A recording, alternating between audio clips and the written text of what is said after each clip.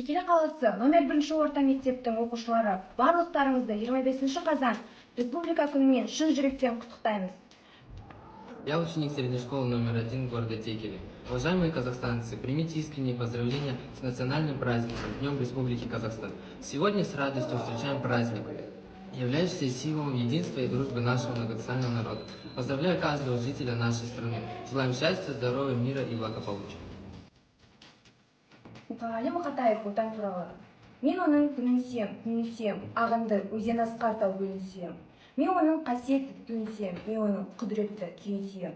Бар жан-дүниен сүйемін қыбырлаған, бәрі маған отан деп сыбырлаған. Жаным менің кеудемді жарып шықты, бос торғайы болуын.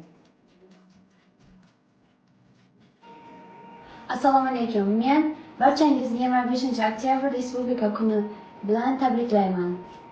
Dilim yayrar sizlaganda, nais qalam izlaganda, kundan kunga chiroy ochding, ona tilim jonimda.